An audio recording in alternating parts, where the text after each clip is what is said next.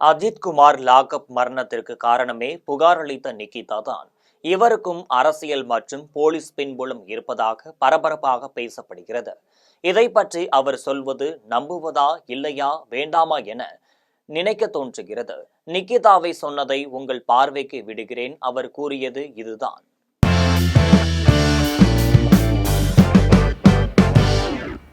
எங்கள் நகையை காணவில்லை என்றுதான் புகார் கொடுத்தேன். காவலாளி அஜித்குமார் இறந்துவிட்டார் என போலீஸ் சொல்லிதான் எங்களுக்கு தெரிய வந்தது. இந்த பாவத்தை நாங்கள் எப்படி சுமப்போம் என்று நானும் அம்மாவும் கண்கலங்கி நின்றோம். ஆனால் திமுக பின்புலம், ஐஏஎஸ் உறவினர் என்றெல்லாம் எங்களை பற்றி ஏதோ சொல்லத் தொடங்கினார்கள். திமுகவினரிடம் ரூபாய் 2,00,000 இழந்து நிற்கிறோம். எனக்கு எந்த செல்வாக்கும் இல்லை என்பதுதான் உண்மை. ஒரே நாளில் எங்கள் வாழ்க்கையே பெரும் பாதாளத்திற்குள் சென்று விட்டது. சிவகங்கை மாவட்டம் திருப்புவனம் அருகே உள்ள மடப்புரம் கோவிலுக்கு வந்த நிகிதாவின் காரில் இருந்த நகை காணாமல் போன வழக்கில் கோவில் காவலாளி அஜித்குமாரை விசாரணை என்ற பெயரில் போலீசார் அழைத்துச் சென்றனர். வெறிகொண்டு போலீசார் தாக்கியதில் அஜித்குமார் கொல்லப்பட்டார். இது திட்டமிட்ட லாக்அப் மரணம்.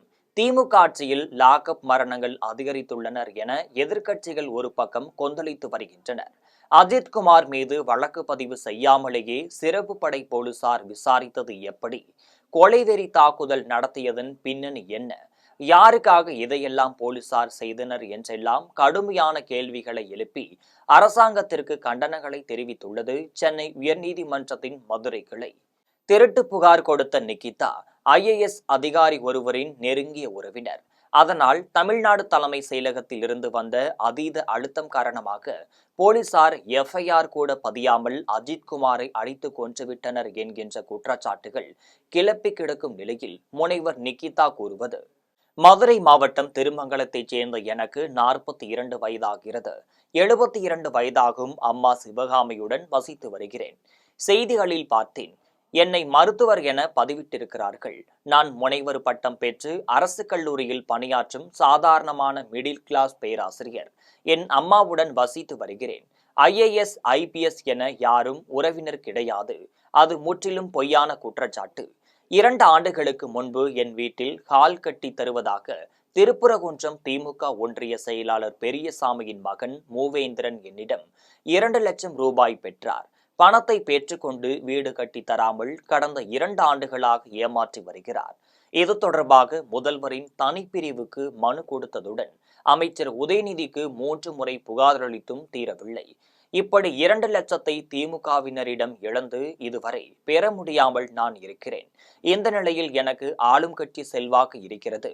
ஐஏஎஸ் தெரியும். நான் கொடுத்த அழுத்தத்தில் அஜித்குமார் இறந்துள்ளார் என்றெல்லாம் கூறுவதை பார்க்கும்போது அதிர்ச்சியாக இருக்கிறது. நாங்கள் புகார் கொடுத்துவிட்டு வீட்டிற்கு வந்துவிட்டோம். அஜித்குமார் அவர்கள் தாக்கினார்களா? வழக்கு விசாரணை எப்படி போகிறது என்றெல்லாம் எனக்கு தெரியாது. ஞாயிற்றுக்கிழமை ஜூன் 29ஆம் தேதி காலை என் வீட்டிற்கு ஒரு பெண் போலீஸ் உட்பட 3 போலீசார் வந்திருந்தனர். நகை கிடைத்துவிட்டது போல அதனால்தான் வந்திருக்கிறார்கள் என்று நினைத்தேன். அவர்கள் என்னை நீதிமன்றத்திற்கு அழைத்துச் சென்று நீதிபதியிடம் பேச சொன்னார்கள். அப்பொழுதுதான் அஜித்குமார் இறந்தது பற்றி போலீசார் எங்களிடம் தெரிவித்தனர். அதை கேட்டதும் நானும் என் தாயும் கண்கலங்கி அழுதோம். இந்த பாவத்தை யார் சுமப்பது என என் தாய் கடும் மன உளைச்சலில் உள்ளார். நாங்கள் நகையை காணவில்லை என்றுதான் புகார் கொடுத்தமே தவிர ஒரு உயிர் பறிபோகும் என்றெல்லாம் நினைத்து கூட பார்க்கவில்லை என்று கூறினார்.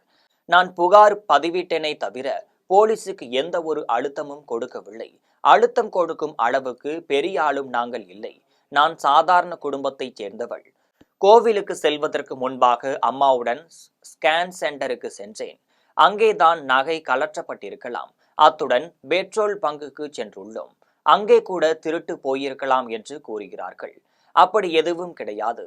ஸ்கேன் சென்டருக்கும் செல்லும் முன்பு கோவிலுக்கு செல்லலாம் என்று முடிவெடுத்து கோவிலுக்கு தான் முதலில் சென்றோம். வழியில் பெட்ரோல் பங்கிலும் நிறுத்தவில்லை. பிறகு எப்படி இப்படி ஒரு குற்றச்சாட்டு கிளம்புகிறது என்று தெரியவில்லை. காவலாளி அஜித்குமார் வீல் சேருக்கு 500 ரூபாய் லஞ்சம் கேட்டார். நான் 50 ரூபாய் தருவதாக சொன்னேன். பிறகு வலியுறுத்தியதால் 100 ரூபாய் கொடுத்தேன். மற்றபடி எந்த பிரச்சனையும் எழவில்லை. ஆனால் அவருக்கு கார் ஓட்ட தெரியாது என்பது கோவிலில் இருந்து திரும்பிய பிறகுதான் தெரிய வந்தது.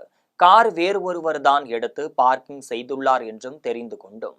இதை போலீசாரிடமும் கூறியுள்ளோம் என்றார். நிக்கிதாவின் புகாரை தொடர்ந்து சம்பவத்தை விசாரித்த தனிப்படை போலீசார் முறையாக எஃப்ஐஆர் கூட பதியாமல் அஜித்குமார், அவரின் தம்பி நவீன்குமார், பூக்கடை வைத்திருந்த அருண் உட்பட 5 பேரை வளைத்துள்ளனர்.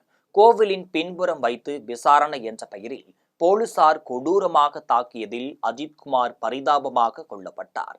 வழக்கு கூட பதிவு செய்யாமல் அஜித்குமார் விசாரிக்கப்பட்டதுடன் அவர் இறந்ததை வலிப்பு வந்து இறந்ததாக போலீசார் எஃப்ஐஆரில் பதிவிட்டது என வழக்கு தொடர்பான அனைத்துமே முரணாக உள்ளதாக குற்றச்சாட்டு எழுந்துள்ளது.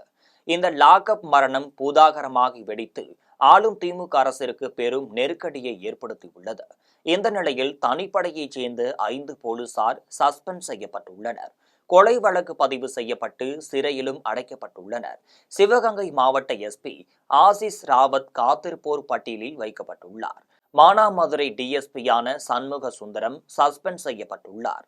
நகை திருட்டு வழக்கில் குற்றம் சுமத்தப்பட்டவரை உயிரிழக்கும் வரை போலீஸ் சட்டத்திற்கு புறம்பாக கொடூரமாக தாக்கியது ஏன்? நான் எந்த அழுத்தமும் கொடுக்கவில்லை, எனக்கு எந்த செல்வாக்கும் இல்லை என்று புகார் கொடுத்தவரை மறுக்கும் நிலையில் அந்த அழுத்தம் வந்தது எங்கிருந்து? இந்த வழக்கில் இந்த அளவுக்கு போலீசார் அக்கறை காட்டியதன் பின்னணி என்ன? இதுபோல இன்னும் நிறைய கேள்விகள் எழுந்து கொண்டே உள்ளனர். விடைகள் எப்பொழுது கிடைக்கும் என்பது பெரும் கேள்விக்குறியாகவே இருக்கிறது. அஜித்குமார் லாக்அப் மரணத்தில் என்னதான் உண்மை? புகார் கொடுத்த நிக்கிதா கதை விடுகிறாரா, இல்லை நகைக்காக போலீசாரை கொன்றார்களா?